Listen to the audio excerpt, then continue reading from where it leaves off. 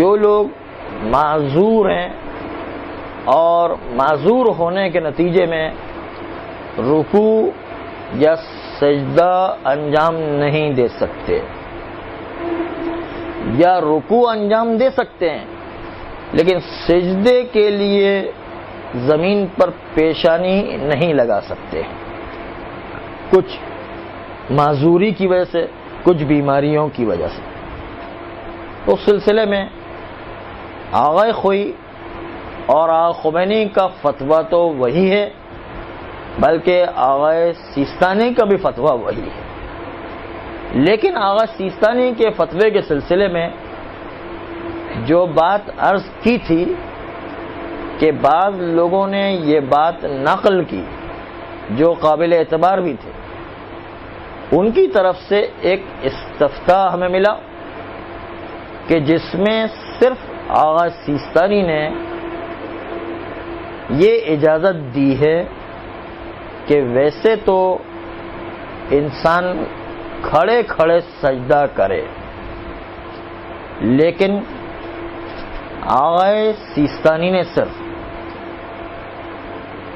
بیٹھ کر سجدہ انجام دینے کی اجازت دی ہے، لیکن بیٹھ کر سجدہ انجام دینے کی جو اجازت دی ہے اس میں بھی انہوں نے بھی یہی کہا ہے کہ جو قیام کا وقت ہے جس میں الحمد سورہ پڑھنا ہے، اس میں تو کھڑے ہو کر ہی نماز پڑھنا ہے۔ ہماری مسجدوں میں جو نمازیں پڑھی جا رہی ہے وہ ڈائریکٹ جا کر کرسی پر بیٹھ کر نماز پڑھتے ہیں، اور یہ صحیح نہیں۔ آغا سیستانی جو سجدے میں بیٹھنے کی اجازت دے رہے ہیں وہ بھی صرف سجدے میں بیٹھنے کی اجازت دے رہے ہیں اس وقت کہ جب قیام کا وقت ہے جس میں الحمد و سورہ پڑھنا، اس میں وہ بھی اجازت نہیں دیتے کہ انسان بیٹھ کر نماز پڑھے۔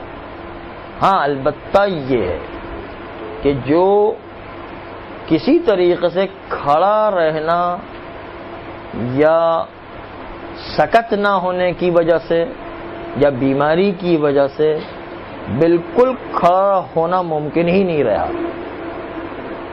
حتیٰ یہ کہ نہ عصا کے ذریعے سے کھڑا ہو سکتا ہے، نہ دیوار پر سہارا لگا کے جو ہے کھڑا ہو سکتا ہے، نہ انسان پر ٹیک لگا کے کھڑا رہ سکتا۔ تو ایسی صورت میں کسی طرح سے بھی، حتیٰ کسی آدمی کو کرائے پر لے کر یا کسی لکڑی کو خرید کر یا کسی آدمی کو اجارے پر لے کر، انسان اس کے سہارے سے بھی کھڑا نہیں رہ سکتا، کسی طرح کھڑے رہنے کی طاقت ہی نہیں ہے۔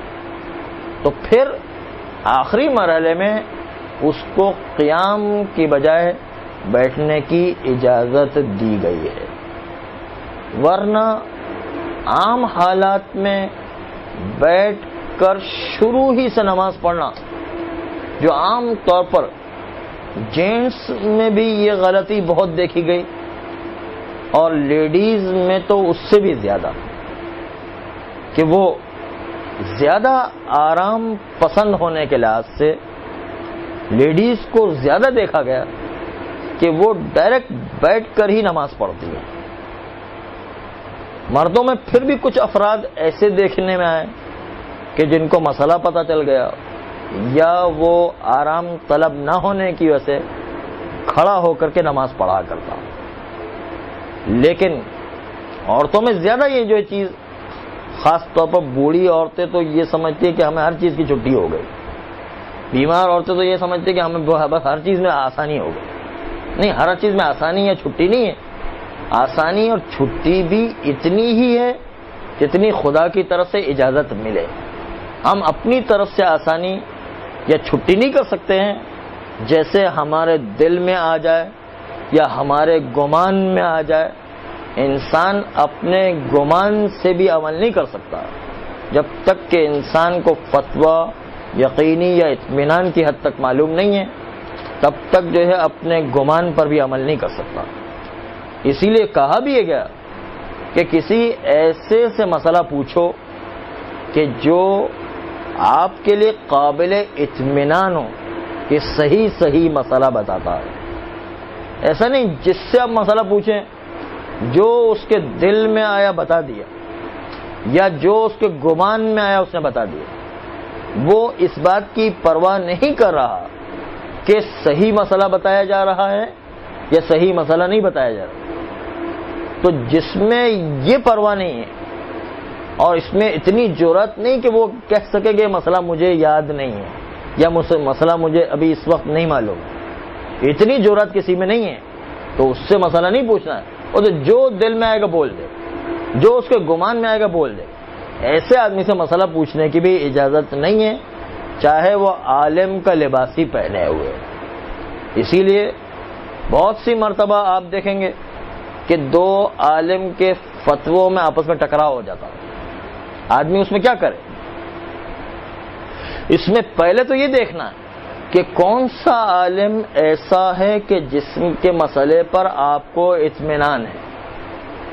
جب تک کہ کسی آدمی پر اطمینان نہ ہو فتویٰ کا, تب تک اس سے مسئلہ پوچھنے کی بھی اجازت نہیں ہے, اور اگر پوچھ لیا ہے تو اس کے مسئلے پر عمل نہیں کر سکتے. اور اگر دو عالم جس میں اطمینان ہے اس میں ٹکراؤ ہو جائے تو پھر آپ کو اپنے مجتہد سے استفسار کرنا ہے, ان سے معلوم کرنا ہے یا ان کی کتاب میں دیکھنا ہے کہ کیا فتویٰ حقیقت میں لکھا گیا ہے. اس لیے اپنے آپ سے اطمینان کرنا ہے فتوے کے سلسلے. پوچھنے والے کے بارے میں بھی اطمینان ہونا چاہیے کہ یہ صحیح فتویٰ بتائے گا, صرف اسی سے فتویٰ پوچھا جائے. ہر ایک سے فتویٰ پوچھنے کی بھی اجازت نہیں ہے. چنانچہ اس مسئلے میں کہ انسان کو جب کھڑا رہنا واجب ہے, چاہے بیمار ہو, چاہے بوڑھا ہو, عورت ہو یا مرد ہو, اگر اس میں کھڑا رہنے کی سکت ہے تو اس کو کھڑا رہ کر ہی نماز پڑھنا ہے. الحمد سورہ کی حد تک کم از کم صرف سیستانی سجدے میں بیٹھنے کی اجازت دیتے ہیں, کھڑے رہتے وقت وہ بھی اجازت نہیں دیتے. بلکہ اتنی تاکید ہے کہ اگر وہ آدھا ٹائم کھڑا رہ سکتا, آدھا ٹائم بیٹھ کر گزارا کر سکتا, تو وہ آدھا ٹائم اس کو کھڑا رہنا پڑے. آدھا ٹائم تو کیا, تھوڑا ٹائم اگر وہ کھڑا رہ سکتا تو تھوڑا ٹائم بھی کھڑا رہنا ہے, بیٹھنا اس کی اجازت نہیں ہے. ہاں, جو آدمی بالکل ہی کھڑا نہیں رہ سکتا اس کے لیے شریعت نے اجازت دی. باقی ہر آدمی کو بیٹھنے کی اجازت نہیں ہے, چاہے وہ بوڑھا ہو چاہے بیمار ہو.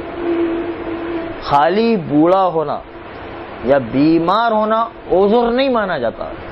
جب تک کہ اس میں سکت ہے تب تک اس کو کھڑے ہو کر ہی نماز پڑھنا ہے.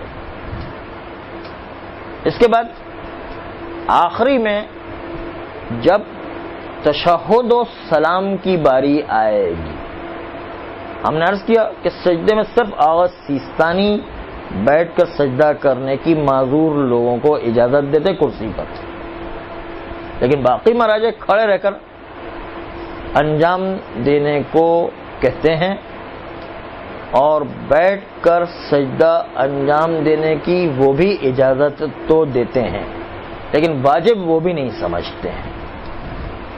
آئیے مسئلہ جو ہے سجدے کی حد تک بات کر رہے ہیں کہ سجدہ اس کو آسیستانی بھی اجازت دے رہے ہیں اور باقی مراجع بھی سجدے میں بیٹھنے کی اجازت دیتے ہیں, لیکن کھڑے ہو کر جو پڑھنے کا ٹائم ہے اس میں کوئی مراجع اجازت نہیں دیتے ہیں.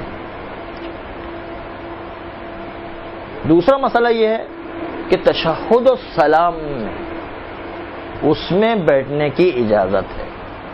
اگر کوئی آدمی بیٹھ کر اپنے تشہد و سلام کو انجام دیتا ہے تو بیٹھ کر تشہد و سلام پڑھنے کی اجازت ہے. معذور چاہے عورت ہو چاہے معذور مرد ہو, اس کو کرسی پر بیٹھ کر تشہد و سلام پڑھنے کی اجازت ہے.